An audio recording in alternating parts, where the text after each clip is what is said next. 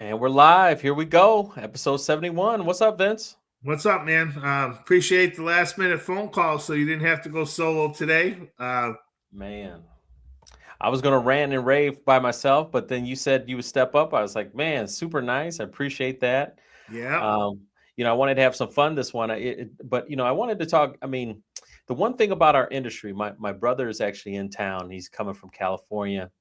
And so, basically he had like one appointment on Monday and then he's off, and it's like, some degree people don't understand our industry and how it goes down. It's like we have commitments based on purchase contract dates. We have commitments based on people that want cash out for improving their life or enhancing their home, or you know uh, just put them in a better situation overall. And so with that being said, that can affect, at the end of the day, that can affect us Yeah. on we got to hit those deadlines. Well, absolutely. I mean, at the end of the day, and we don't want to get into all of it, right? But our timelines get crunched when people take days off of work. Same thing from our vendors, but we sell money for a living, right? Correct. And I mean, there's nothing else to it, right? Time's money and money's time. Correct. And so it just it's disappointing sometimes when you're trying to get answers, you're trying to get updates, and we're working with our relationships that we've created and cultivated, and they can be crushed just within a matter of one transaction, two transactions, because it's like, hey, I need to get this information as quickly as possible so we can move forward. Yeah. I mean, I got to deal with you guys. We're trying to close it. Now it's trying to get the clear to close last week. Well, it's not scheduled to close until the 16th of January. I'm like, yeah, but I want my work done, right? Correct. Like, well, we still got month end and we got some other things to do, and part of the business. Part of the It is. business. I mean, they literally said, like, this is not closing until middle of January. We'll worry about it next week. They did. Yeah. And you're on the email, so it is what it is, right? Yeah, I mean, they literally, like, we'll get to it next week. So it does happen in that case, in our business, and I've grown up in this business, so this is what I know and what I'm used to. Is like I make commitments. I have clients that want to close, and I want to deliver this service to them, and that's how I have a livelihood. And so I need all members, all hands on deck, so we can make it happen. So just going through the trials and tribulations, the frustrations Absolutely. I of mean, our and at the end industry. of the day, maybe if it wasn't the holiday season, it would have been, hey, Vince, we'll get that taken care of for you. Thanks for getting it all done. But hey, it's the holiday. We're short staffed. We got a short week this week, blah, blah, blah. It is what it is. Is what it is. Obviously this is, I can't even believe it. I was like, I had to double check on YouTube, like, is this right? But we've done 71 episodes. This is our 71st episode, which it started off 4 days a week. We cut it back to 3 days a week. What a ride. What a ride since August, man. Yeah, man. I saw the number up on the thing, and I'm like, I don't got an outline today. What are we doing? I know we're just going to talk about different things, but I'm like, man, he did 7. Now that's to you and your commitment, right? Because I mean, I said, yeah, I'll do 3. Oh, well, I'm at 1. Hey, throw Jess in for the loop. Get her in there. Bring in Michigan. Bring in one of the other states, right? Sure. But you're still there every day. You're still doing it. That goes to you and your hustle as to how you run your business. So, that's on you. I appreciate being part of the ride, but the ride's still all you, man. It's always, if you consider yourself a train, right? And it's like, hey, the train is moving. Do you want to go on the train or do you want to stay off? Just don't get in the way of the train because the train's moving. But I appreciate you, man. I've had a great ride with you. And I'm looking forward to next year. I mean, these are just conversations. I mean, these are conversations that you and I would have on the phone. That's correct. When we came across this idea and said, hey, let's do it, I'm not the shyest guy in the world, but my big eyebrows and glasses and everything else doesn't look well on camera, right? So at the end of the day, you're like, hey, man, all we're doing is having our phone conversation online. Exactly. Right? I mean, it was no pressure to it, right? We're just having conversations, giving information out.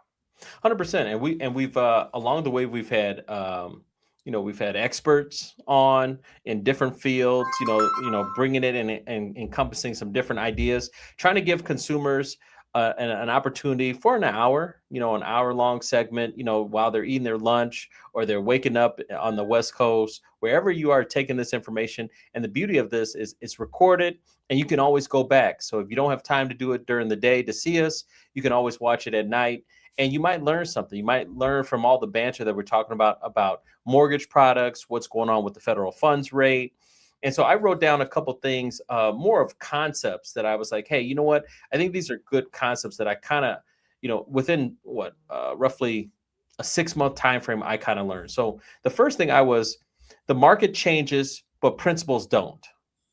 That was kind of the first concept that, just listening to you and listening to others that have been on the show, it's like, hey, things are going to go up and down. Things are going to fluctuate. Things are going to happen, but your principles, as far as your strategy, your goals, they don't necessarily change. They have to, you have to stay disciplined on what you have to do to be successful. It goes with everything, right? You have to stay consistent to the things you do. For us on the business side, we deal with the consumer. It's giving the knowledge, and it's trying to give them the most information for them to make a decision. Right. No doubt. And so, principles that I think we have touched upon would be, rate and terms, refinances, maybe looking at a 20-year drop in the term, how much interest that's going to save you over time. I think that's a big thing that we kind of talked about. The idea of just retirement and having choices in retirement, looking at being a little bit more aggressive. The people that want to stay safe, quote unquote, they want to stay safe. Those people are being left behind because they weren't willing to take that risk, and it might be a detriment to their futures potentially. It's funny. It's funny you brought that up. I was sitting here listening to CNBC, which I listen to every day, right? And they were referencing that the boomers have so much wealth to give to their kids that their kids aren't taking the same amount of risk in order to make their gains in their portfolios and different things. It's like, hey, I'm going to get mom and dad's money at some point in time, and it's growing 3 times over at late in their age because of the market conditions. So just kind of throwing a little add to that. Yeah, no, that's an interesting take. I was my car was in the shop yesterday, and so I was working with my mechanic, and he was asking me how's business going, and just we started talking, and I could get into his mind a little bit, where his strategy right now is just to pay off his mortgage. That's all he wants to do now. He's a small business owner, right? He's got a little auto body shop thing going on here. He's been doing this for, probably 10, 20 years, probably 20, 30 years, let's just say. And his goal, probably at a 58, I would imagine he's 58 to 60 years old, four kids, all grown up now, is just to pay off his home, and that's it. Yeah, I mean, that age bracket becomes a difficult decision, right? Because it's, do I pay off the money, or do I pay off the mortgage and save the money for when I retire and I don't have a house payment? Because that's the goal. Correct.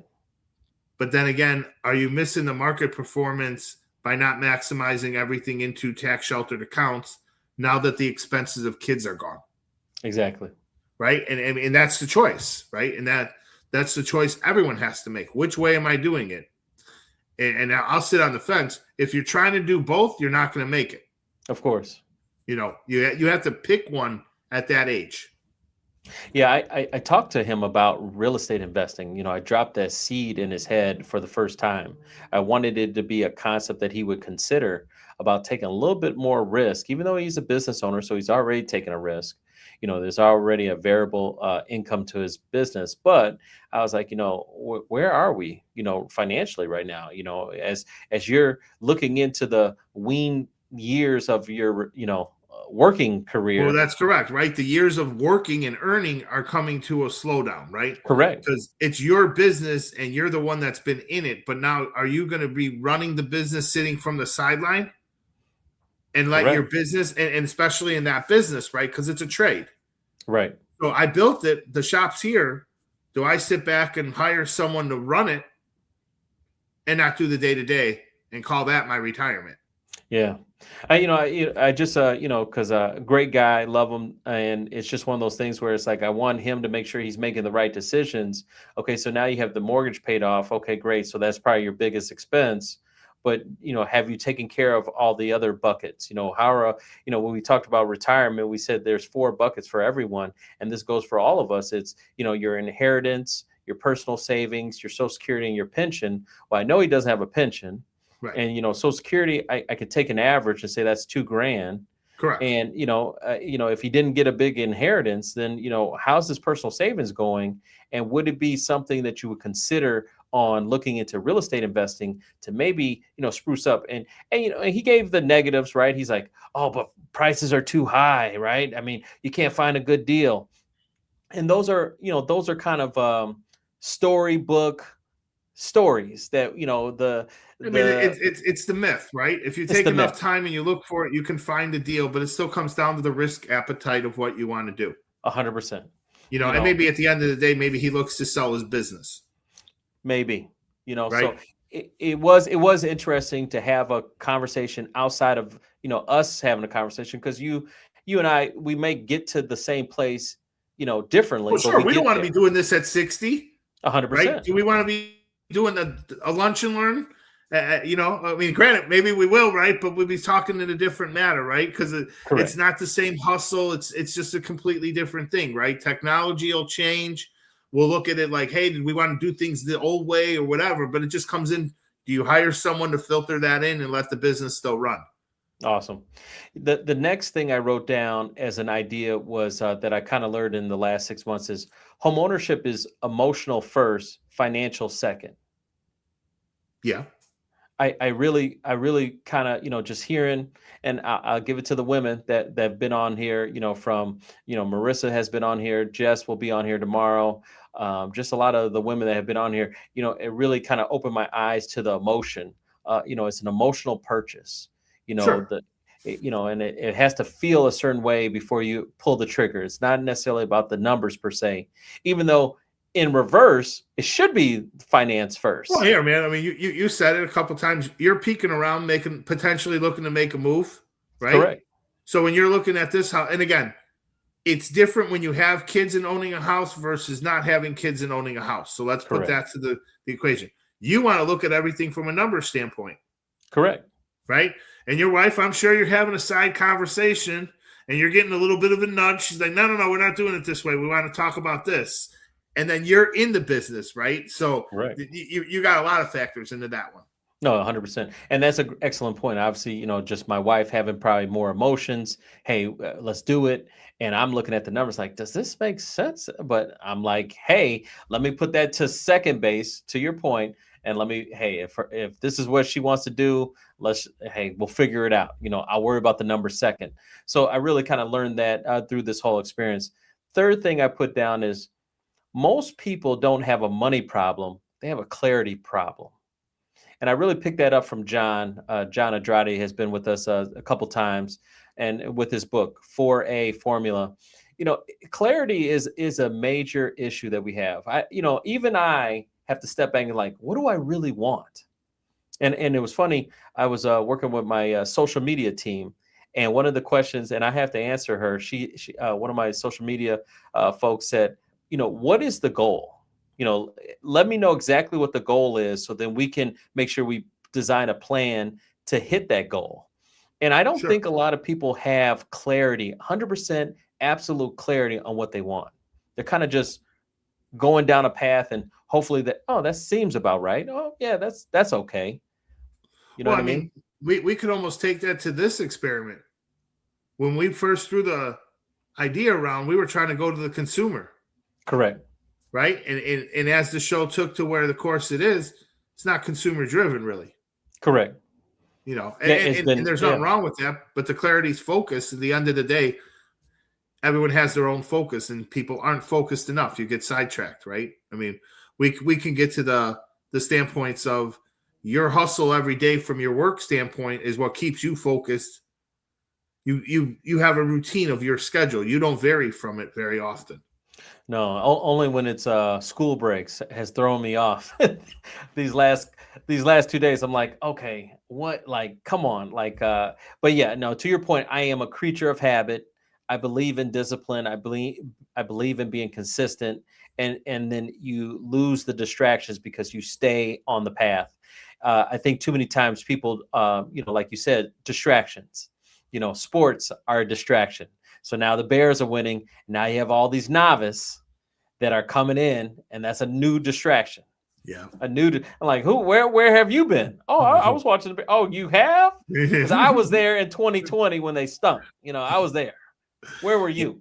We're still not out of the woods. San Francisco can score points, so we'll see what happens on Sunday. A quick sidebar on that. I woke up this morning and I thought about the Bears and I said, do you realize they are only 4 games away from the Super Bowl if everything goes the way we need it to go? If San Francisco beats Seattle in the last game of the season and we take care of business in San Fran and then we kill the dreams of the Lions, we could be the first seed, get the first round bye, and then 2 home games to finish it off. How amazing would that be? Yeah. Bring Carolina to Chicago. Christmas came early last Saturday, and you're already wishing New Year's looking at Sunday's game. Man, I'm just, we are literally, if the cards are with us. We all know what Dante wants for Christmas. We want to see the Bears in the Super Bowl one more time, and let's finish what we didn't finish in 2006? Yeah. Against the Colts. And then again, too, right? It's 40 years later, and here we show up. Yeah. Right? So look at it that way, right? We had Dante 5 years old looking at the TV, not knowing what was going on. I was 8, so I mean, where were you? Because I remember exactly. No, so what were you doing? Bears versus Patriots. I mean, at that point in time, really don't know it. I mean, I had an older brother, so I just paid attention to him and watched the game, right? I mean, essentially, that's what I can remember of it. I can remember being at the kitchen table with the Super Bowl on, eating dinner, watching the Bears demolished. And we could actually see the Bears versus the Patriots again. How bizarre would that be in 40 years? Well, yeah. Well, they say history repeats itself. Well, that would be I would become a believer. As long as it'd be 46-10 or whatever the final score was back then. I don't know. Drake May's pretty good. He is. All right. And then the next thing I wrote down is your financial team matters. Your financial team matters. Well, I mean, we've talked about that, right? Where everyone has to talk. Like, if you really want to put a team together, everyone has to communicate with each other. We know that really doesn't happen. But if you can get a couple people within that team to pair up and have side conversations for you, it makes things a little easier. I mean, real estate has been going on for what? I don't know, 100 years or something Forever. like that. Right? And, but it still boggles my mind. I mean, the experience between relationships of realtor and loan officer, we're on the same side. We should be working together. It's not about, I'm going to show that I know what I'm doing and I'm going to, it's your fault, and blame everything on you. It's like, let's all work. It's a win-win. It's a win-win. It is. But I mean, at the end of the day, right, it's until that relationship's made, I'm not the realtor's loan officer.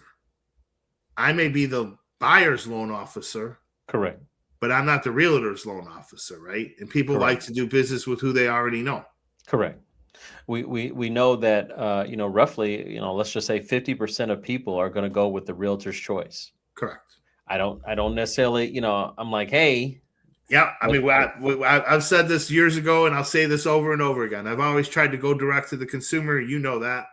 And my big deal on that is, why are we not talking first? Correct. Right? I need to tell you how much you can afford, and you need to be comfortable with that. So the nice shiny object doesn't get put in front of the wife's face, and that's what we're buying, and then we're not supposed to be into that bracket, right? Like, it's just part of the thing. But just like we said, home ownership is emotional first. The emotion comes from the house, the envisioning your kids playing in the backyard, the beautiful kitchen with the island. Oh my God, I'm going to make my Saturday morning breakfast here. That is what sells. That's the sexy part of the real estate, that we have. It's the shows, it's the HGTV. We've made TV channels, for crying out loud, just to show different houses. Just to show houses. Correct. Right. To show you 24/7 houses. Look at this house. Look what we can do with this barn. Look at how much that has changed, because I could remember Regis filming Lifestyles of the Rich and Famous, right? Yes. And that was the only house show that was out, right? It was on the weekend. It was on once a week or whatever. I think it was a Sunday morning or whatever. Saturday, right? Sunday, yep. Saturday or Sunday, and that's it, right? Now look at it, right? Now, I can see a house without even going to the house. Just turn the camera on. Exactly. Let's go.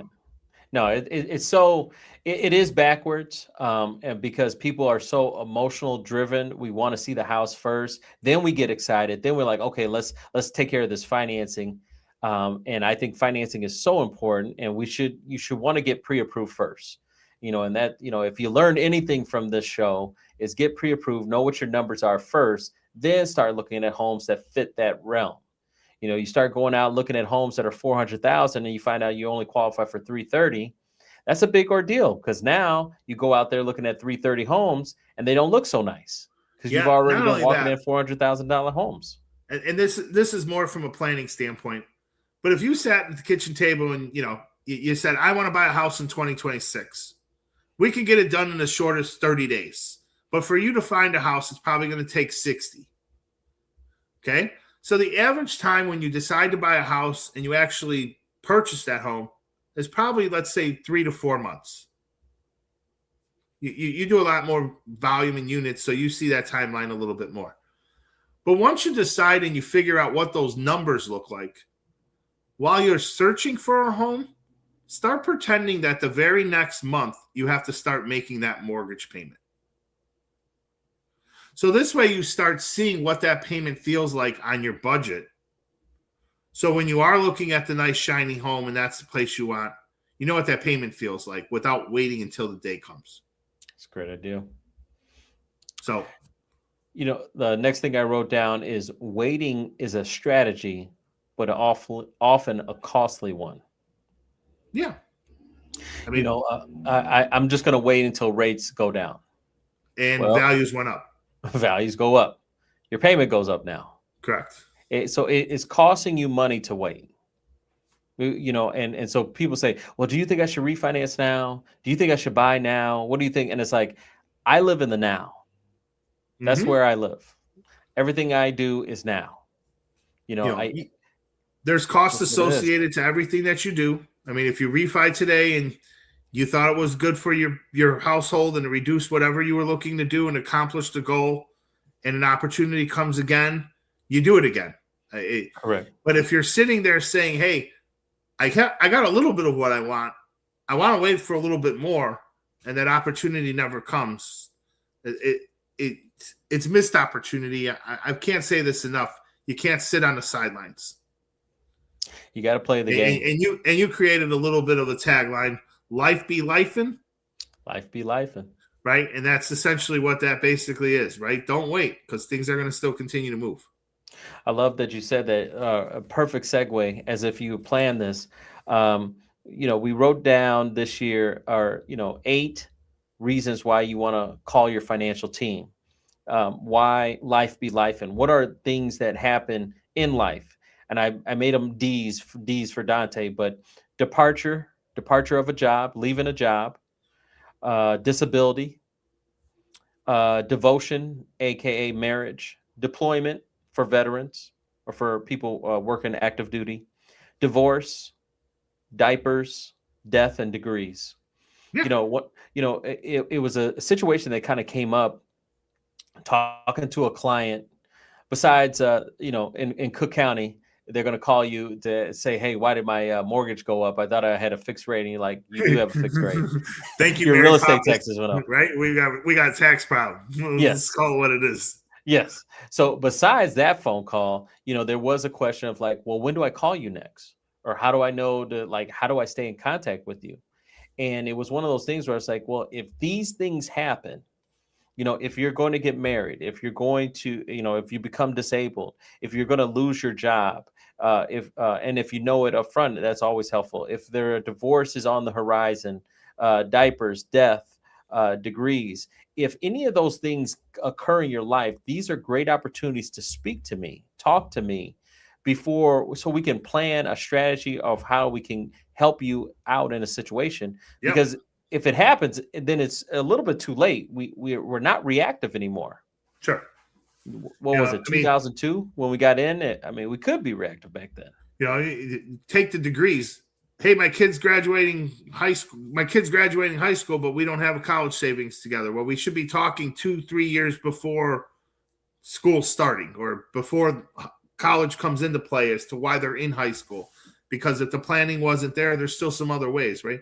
Don't just Correct. take student loans to take student loans. I'm not saying that they're right or wrong, but sometimes you can use your house in a better way. 100%. And it's crazy. I had the luxury of working with a gentleman. He used to live in Naperville. Now he moved to Michigan.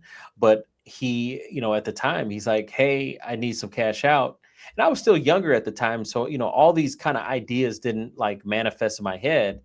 But he was taking the cash out to pay tuition, and I was like, and it just kind of, let me table that in my brain. And then now fast forward all these years, now it makes complete sense.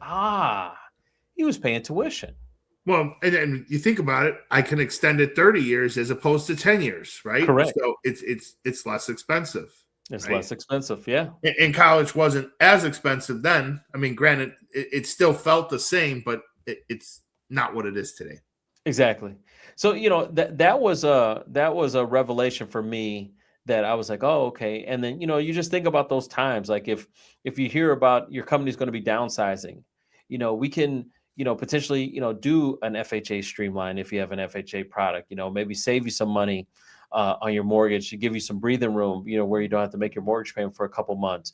We could potentially get the cash out refinance before, the unemployment exists. There are things we can do prior to these expiration dates if we know about it up front. So you want to call your financial team. And I expanded it, just, obviously from us, call your loan officer, but you also want to call your realtor. You also want to call your financial advisor. You want to call your financial team and just discuss these things, so you have ideas. It's kind of like a board of directors. Sure. I mean, the other thing to that one is, I mean, we could say this, we watch other shows, pay attention to other people in the industry or suggestions, whatever. Try and call your previous clients twice a year, right? Mm-hmm. It's kind of the industry standard.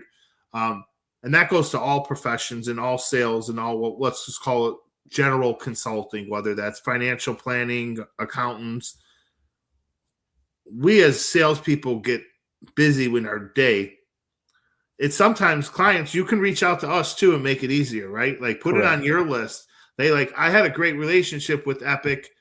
I don't want to lose that contact. I'm going to make sure that I call Dante once a year on the day I close my loan. Correct. Right. And that just makes it that much easier, right? Because, maybe we don't have something to talk about, and maybe it'll come across that we're being salesy, but we're not. We're just trying to stay in touch. Exactly. Yeah, it's just so important to have that communication, and that availability of, hey, you can reach out to me. I mean, obviously, yeah, my job is to stay in communication with you, but life be life and things happen. Busy, it's like, hey, just give me a quick call. You might catch me at a down time where I can say, "Oh, perfect," because you know what? I wanted to talk to you anyway. I did. Right. I just, maybe I lost a frame of reference, but yeah, I thought that was interesting. So I kind of wrote down those 8 key components. The last one I wrote down was, progress comes from repetition, not revelation. And that's everything that, kind of goes without saying. Everything that we've done is, it's about consistency and being disciplined, and, having the clarity. So when you kind of put it all together, these are the things that, we've discussed on the show. These were kind of highlight points that I've kind of obtained from, these first 70 episodes. And, I think it's a whole lot right there. And I'm just looking and excited for more for next year, and new guests and all that good stuff. Yeah, I'm seeing we got a bunch of questions. I know one thing, we're taking a couple of days off. Yes, sir. Wednesday to tomorrow with Jess will be the last one of the year. Yeah, tomorrow with Jess is the last one of the year. We're going to take a week off, just kind of recharge the battery, try to get some things lined up for January, trying to bring some guests, some reoccurring guests, that you see. Obviously we got Randall already scheduled for next year. Like to get a couple others, that we've had on the program, just to continue to bring their insights, new information that they've learned. And we're going to have some new guests. We're going to definitely have some new guests and have them come on the show. It's kind of weird. One thing, this is kind of off cuff, but one of the things this is kind of a podcast. You know what I mean? It is. You're the one that wanted to stream it live to everybody, but it's kind of a podcast, right? It is. If we had an audience, they're here. They're just not asking the questions. They're here in the chat. Exactly. So, I mean, this is kind of a podcast thing that we're doing. It's nice. It's an hour. It gets in, gets out. And hopefully, it doesn't disturb your day and it gives a chance to listen. We also have a podcast as well. So this is kind of Epic Lunch and Learn. We do have Epic Spotlight, and we've actually had over 30,000 downloads. It's been pretty incredible. People have been listening to the episodes that we've been putting out, and these are just real normal people. There's not really A-listers per se, but these are people that are having success. We've had some millionaires obviously on the show, that are highly successful. Lovesac CEO. We had Ari Rastegar on.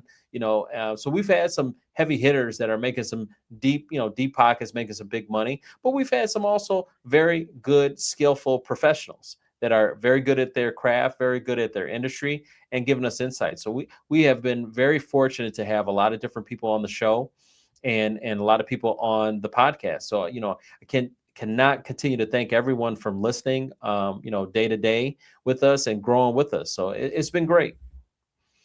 Yeah, I think it's time for. Go ahead. No, I was going to say, just from the followers, and you pay attention to more of that from the standpoint. You started at like 2,500 when we started this. Roughly 22, I mean, 23. I think it was, it might have been 19 even. I mean, it's been an incredible journe for sure. And you're sitting somewhere in the almost middle threes. I think it's 3750. That's what So we know 2026 is going to be the push for 5,000, but let you hit the housekeeping notes. Hey, 5,000 is the number. So hey, once again, this has been an amazing ride. I appreciate everyone listening to us. We're going to continue to do this next year. So thank you. This episode today is sponsored by Epic Mortgage. Whether you're buying, refinancing, or investing, call Epic today at 708-905-5300. That's 708-905-5300. It's your dreams, your goals. Let's plan together. Now, if you are looking for let's throw out the book. If you're looking for that last minute Christmas gift, I guess, there you go. In 2 days, definitely we have a playbook here for you. It's called the Ultimate Mortgage Guide. It's available on Amazon. You can go right to Amazon.com, look up the Ultimate Mortgage Guide. So if you know anyone that is looking to buy a house in 2026, definitely check out the book, the Ultimate Mortgage Guide. Now, after the show is over, if you're on LinkedIn or if you're on Facebook, I want you to go over to our YouTube channel, Epic Spotlight, and I want you to check out the most recent podcast interview that we had with 𝐒𝐁𝐒𝐂𝐑𝐈𝐏𝐓𝐈𝐎𝐍. Discover the inspiring journey of 𝐒𝐁𝐒𝐿. He's the founder of Trenches Boxing and Fitness, as he takes the Epic Spotlight by storm. From battling adversity on the streets of Northside Chicago to creating a fitness empire, 𝐒𝐁𝐿 shares how discipline, community, and starting from zero changed his life and the lives of countless others. Learn about building resilience, the mental battles between the gloves, and making a lasting impact in the community. Don't miss 𝐒𝐁𝐿's advice for newcomers, his unique vision for boxing as therapy, and the secret behind the Trenches movement. So definitely want you to check it out. Had a great experience with him. It's so cool to watch someone, that's an entrepreneur build something from scratch. And in the boxing realm, that was so neat because I actually grew up liking boxing a lot. I mean, I was Golden Boy De La Hoya, Felix Trinidad, Julio Cesar Chavez. I used to watch boxing, Marvelous Marvin Hagler, Leonard, Sugar Ray Leonard. I was going to say Leonard Spinks, Mike Tyson, George Foreman, all those guys. So I used to watch boxing a lot. And really, that's where you kind of look at as those are the people that made it. But what about other people and how did they make it? So it's great to see that you can actually create a business, still make money and a family for you, make money for your family. And you don't have to be necessarily on pay-per-view or on the Jake Paul card or anything like that. Yeah. So pretty neat. And it's nice to see that Jake Paul got his jaw broken. Man, for $92 million though. Woo. I know, but he can't talk for a little while, so it's good.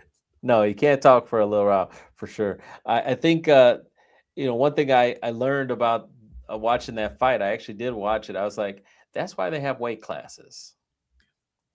Because he actually caught, I forgot the boxer's name. He hit him. Oh, he hit him. He wasn't holding back. He hit him. Yeah. But I'm saying the other guy that Jake Paul actually hit him clocked him, but he wasn't even phased. Like it was like a bee sting, and then he came with the power, and it's like, dang, that's crazy. Yeah. So, we do have, once again, ladies and gentlemen, we do have preferred listings. So preferred listings are listings that are on the market, ready to be bought.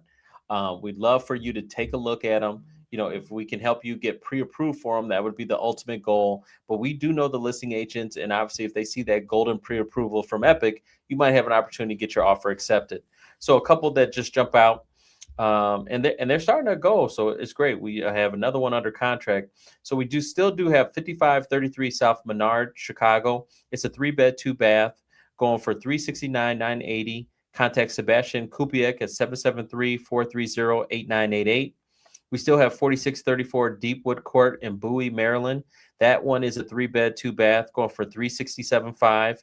Contact Phil Dyson, 443-280-1842. And we still have 2602 Hummingbird Lane, Humboldt, Texas. That's a 3-bed, 2-bath, going for $284,444. Contact CJ Jones at 281-356-0203. All right, we do have some questions here. Appreciate everybody. Before you hit that, I want to. What's our viewers look like today? Right now, we're about 200. Right about 200 today. Obviously 2 days before Christmas, holiday season. People taking half days. We get that. Yeah. So before we get into the questions, I want to see if the audience will do us a favor. Make some suggestions for something that you may see or want to see us do on the show, if you wouldn't mind. And then the other thing is, would you guys like to see a nighttime show once a month to bring consumers or bringing a different direction of questions out there? So if you don't mind, just do that as a yes or no. I know we're taking a couple of days off and we're going to come here next year. I know you mentioned we're going to focus a little bit on bringing some realtors on and some different things. So if you think it's maybe a once a month Saturday morning for realtors and loan officers out there to bring consumers on, to ask questions to your buyers or your sellers in this kind of format. If you think that's a good idea, just kind of say yes in the comments, and we'll kind of look at what that looks like. Appreciate any feedback. Yeah, we'll probably have to set up a poll and give them to vote on to see how many people. I didn't know we could do all that. You know me, I'm just throwing the stuff out there. It's a great idea. You'll come back next year figuring all that stuff out. I'm not worried about it. We will have a poll, and we will get those answers answered for you, buddy.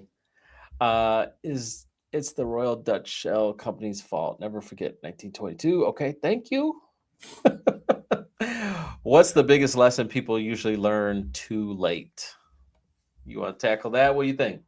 The would've, could've, should've? Yeah. Right? Yeah. I mean, that's, you always look back as what could have been. And part of that comes from you just waited. Yeah, I was thinking the same thing. I was thinking of waiting. Paula, thank you. And she's been a reoccurring guest. So we really appreciate you, Paula, listening. One of the biggest issues that I know I've seen is, you get into that 60, 70-year-old mark, right? And, it's just your human capital is you, right? You working. And you're at the end. The point, right? And kind of like what I heard today on CNBC with the, parents got a lot of money sitting on the sidelines, kids are waiting, right? But when you're 60 years old, it's not the time to take a risk, right? Because if you take a risk, it's very difficult to recover from it. Correct. So, and that's where a lot of people stand, right? Like, I got enough. It's never enough, but I got something. Correct. Do I risk it? How do I diversify it? What do I do? Right. Correct.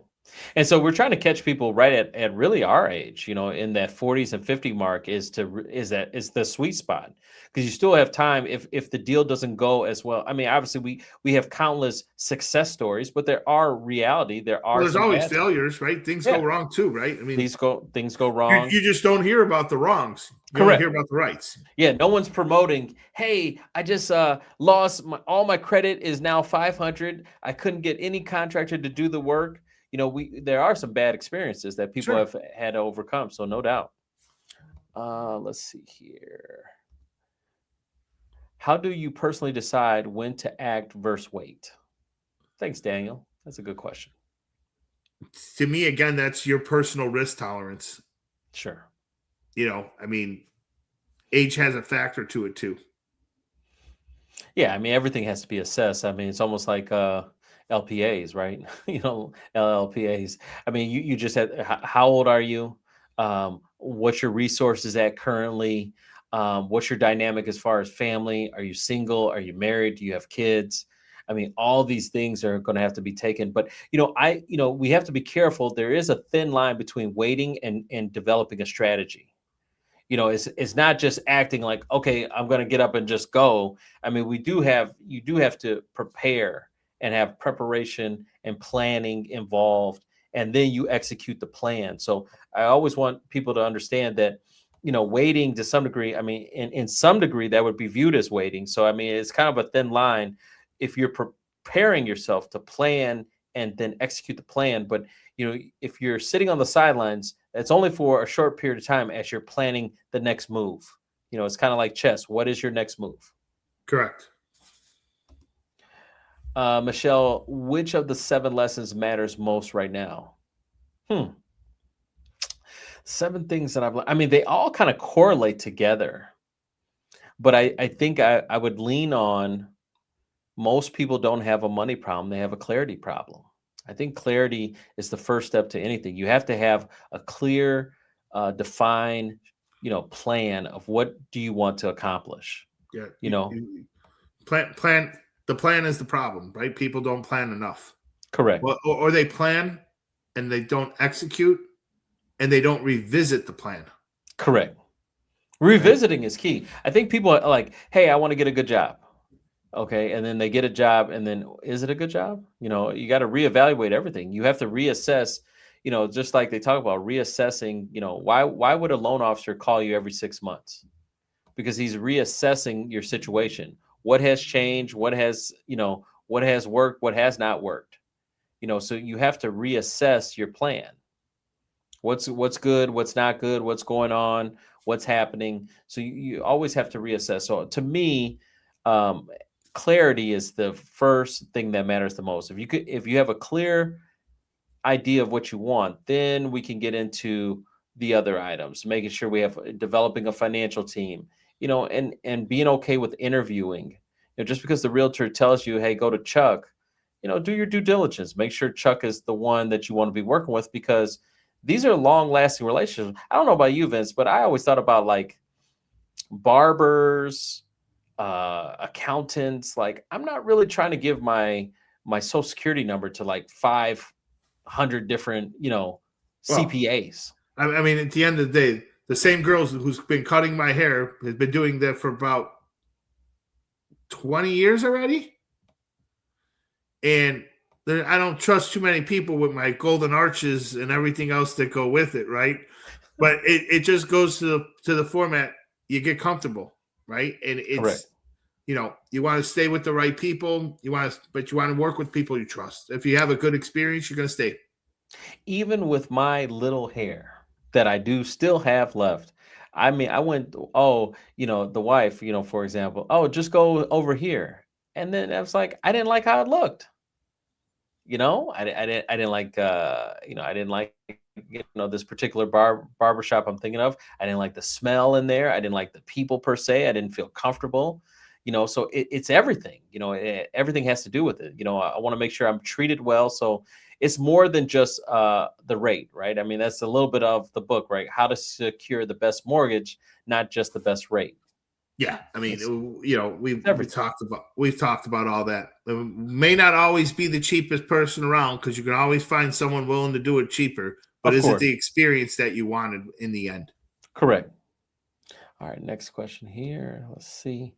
How important is mindset compared to strategy? That's a good question.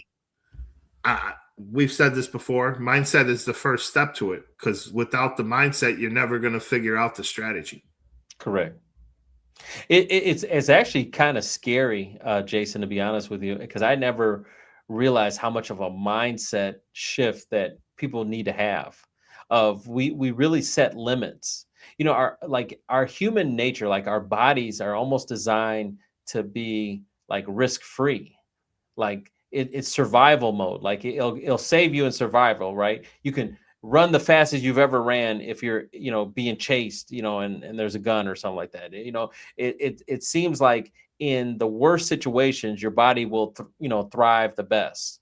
And so we have to kind of shift that mind to focus on, hey, I'm okay, but I can be better. I mean, just because, and I love that saying. I got this from one of my former business coaches. She said to me, you don't have to be in a bad situation to be in a better one. And I just love that, because so many people are in okay situations, but they're not in great situations. And that's a mindset shift. I'll take an example of that. I'm getting closer to 50. I have some friends that are teachers, and I have some friends that are police officers. They're in a point of their life where they're like, I'm just trying to make it to my pension. Sure. I don't need to take any more chances, right? Things are where they are. And that's their mindset for the next 10 years. Right? And I'm not going to take any risk. I'm not going to change things. I'm just trying to get to the finish line. Status quo. Correct. Right? What do you think about that? I mean, it can work. It's not fair for us to address it. And I mean that from this standpoint. We've worked in a commission industry our entire life, no necessarily salaries or different things, right? It was an everyday grind to what it is. So that is a mindset automatically that's different that most people don't get. Correct. And we've already been conditioned to understand that, like, it doesn't matter that we're commission only. We know we're going to wind up having a salary by the end of the year. Right. Right. So it's just everyone's all over the place on that. I think, for those people out there, because, obviously my mom was a teacher, my wife's a teacher. So, I mean, I do understand the teacher mindset. I would encourage them, within that 10 years to always assess and continue to reassess, just the cost of living. I've met a lot of people that have that same type of mentality, and then they retired and they were surprised that they didn't have enough. Correct. That it never dawned on them, like, the things that they would want to do, and now they can't do it because they get only 75%, 80% of what their salaries were. So there's that readjustment period, and so maybe they didn't pay off all the bills like they should have before they retired. Maybe they didn't really set up some type of new alternate investment process where it can accumulate some more funds so they can have some fun with it when they retire. So limiting yourself when you're at the max peak of your human capital. I think that's what we're talking about is, yes, you'll be okay, but could you have been in a better situation? Yeah, like another factor. I mean, granted, we see this more because we pay attention to markets and different things from investment standpoint. This is not investment advice, but teachers and police officers have deferred comps for their 403B plans. And there's ways to potentially take money out of that to put in an IRA or a self-generated brokerage account to give you more flexibility or when opportunity presents itself. And what I mean by opportunity, COVID-related stock market crashes, big drops in the marketplace, and just not taking advantage of the opportunity because, it's in my deferred comp, I don't care. Sure. And you could redirect it, right? Self-directed type of IRAs is what you're referring to, and you could actually have a outlet of like real estate per se. I know my wife's uncle, and I love this example. My wife's uncle, has a job, steady Eddie, should be retired, but just he likes to work, and periodically through his years of working, he would take on these side jobs where he would fix and flip a house. Now, I would never, and no one would ever consider him a real estate investor, but he saw opportunities through, just in his time frame where he could add on another 50, 60K. Right. And that's where, so smart of a move, where it's like, I'm not a real estate investor. He's not staring at rates every day or stuff, but he is like, when he sees an opportunity, he's like, yeah, this is what we have to do. This is a summer project we have to do. I'm a contractor, and in Chicago, we wind up getting in the cold season. We have a couple of weeks off. So if I have a side project I'm working for myself, but I'm doing my trade. Correct. Yeah. My brother, being in town, he said something. He's like, to survive in California, just with the cost of California, he's like, you have to have a full-time job, you have to have a part-time job, and then you have to have like a side gig. You have to almost have three, multiple streams of income, obviously, is the main thing, main ingredients. But he was talking about, almost three types of, flow coming in. And I Sure. love that concept because I was like, that's what I'm talking about to the teachers out there, to the, to the little worker bees out there. Hey, you got this 401k, and you might have 200,000 or 300,000 in your 401k, and that's great. And, if you stay on the path for the next 10, 20 years, it'll double, maybe 2 or 3 times. But wouldn't your portfolio look better with just another 60K you could throw in there? Correct. Wouldn't, when your portfolio look, the average flip is about $60,000 to $70,000. Wouldn't that look good? Wouldn't that Yeah. feel good if you could just add another 60, It 70K? feels good, right? Because when you get the first one, you make the 50 or 60, you're going to want to do another one. Correct. And he's flipped, going back to my wife's uncle, he's probably flipped 2 or 3 properties, in this 30, 40-year career that he's had. Once again, I don't consider him a real estate investor. He doesn't consider himself, but he's not a dummy, and he saw opportunities in the market where it's like, let me take advantage of this. Yep. I can get it for here, I can sell it for here, and this work has to be done. Okay. And I know how to do the work.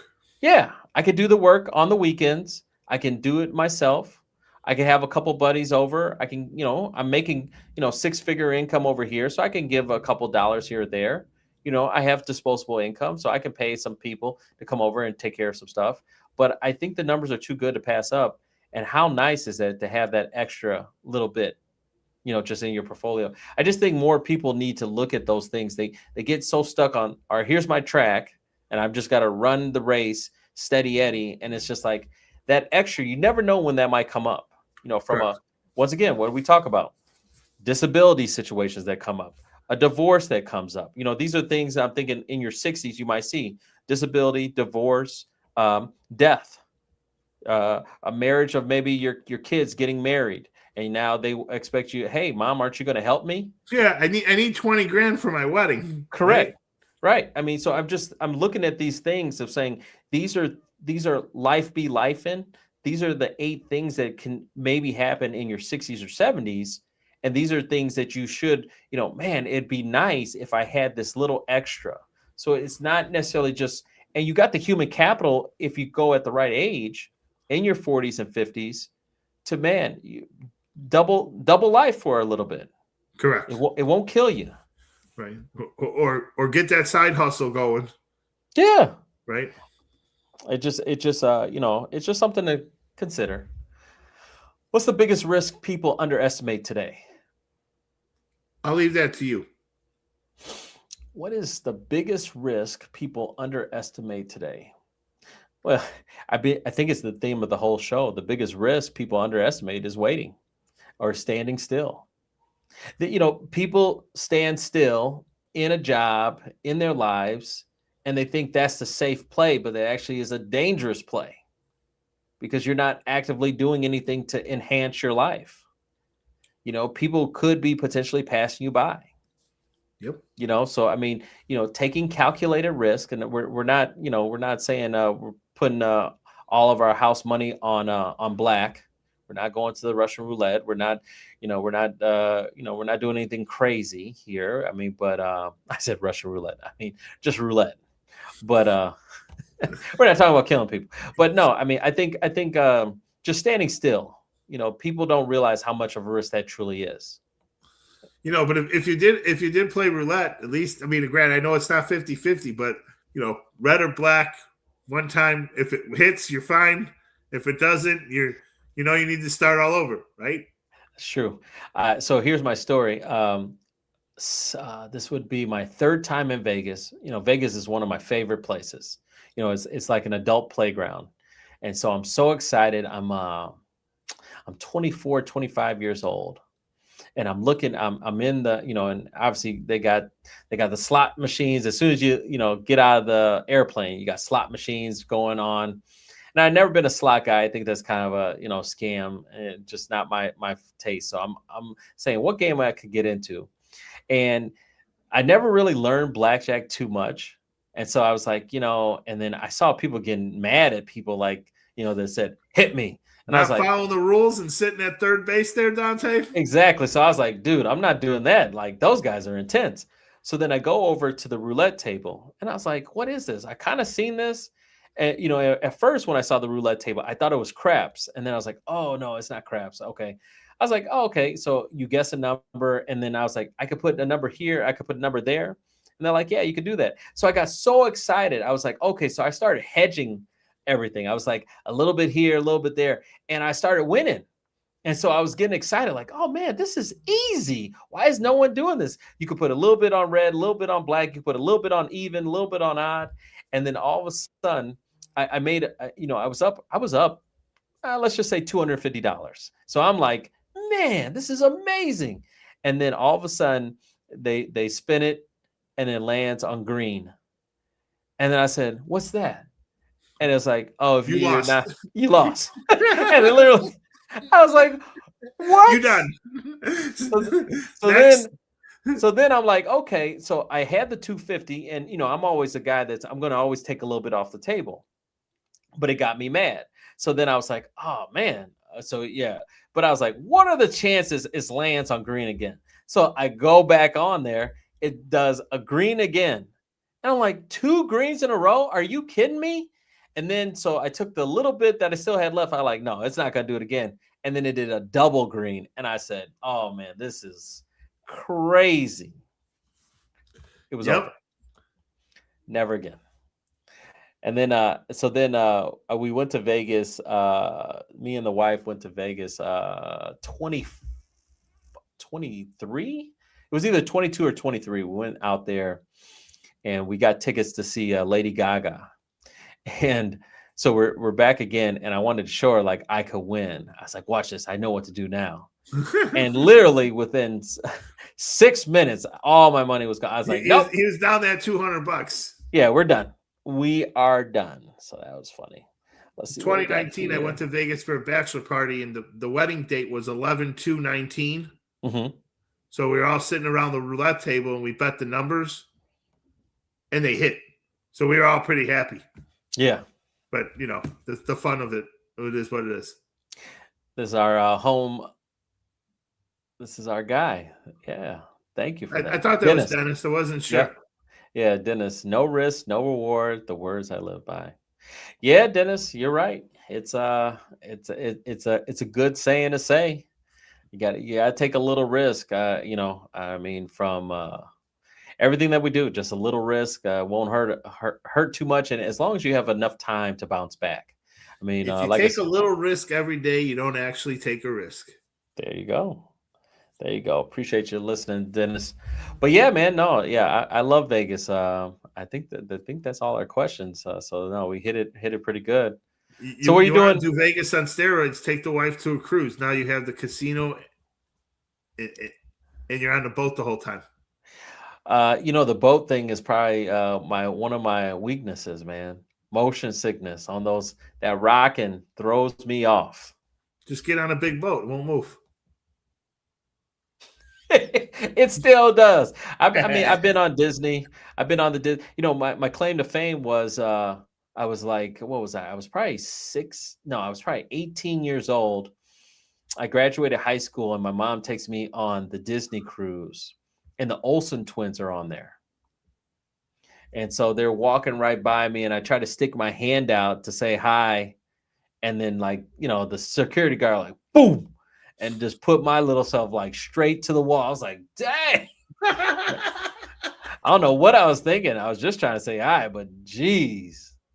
Yeah, the Olsen twins were on the boat. I remember that little they were miniature, obviously, probably several years older than them, but yeah, I remember the Olsen twins.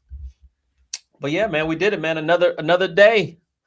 Well, man, I know John was on here the other day, and I know we don't say happy holidays. We say Merry Christmas. So I just want to say, man, have a good holiday. Merry Christmas and everything else. Thanks to the audience for listening to us for the last hour. We appreciate it. I don't have much else to say on that one. You and Jess are going to be on your own tomorrow. I got a little cooking to do, so. Whoa, where are you cooking? Cooking for myself. Okay. So what are you gonna make? A traditional Italian day of the whole sauces and the fish and everything else. So way too much work. I saw the bear. I saw about that 7-layer fish or whatever, 7-course fish or something like that. Yep. Okay. Now you're going to eat all that by yourself? No, I may not cook. I may just go to the restaurant and have them do it. How long is it to do? I mean, it all depends what you want to put in there, you know? Okay. You know, I mean, you could do it easy. You could do calamari. You could do shrimps. You could do this. But at the end of the day, it all boils in the sauce and it all tastes what it takes. So it's a couple hours and there's no football tomorrow. So I'm in trouble. Yeah, no football tomorrow. I guess unless you want college football.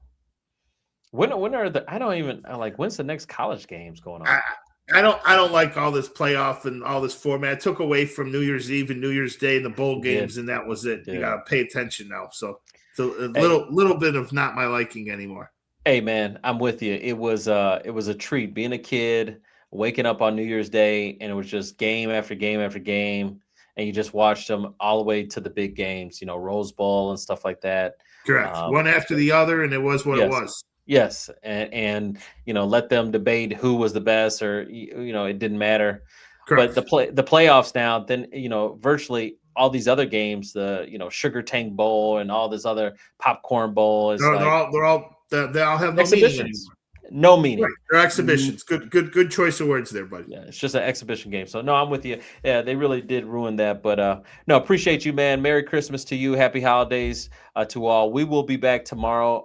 It'll be me and Just Ford. It'll be the last episode of the year.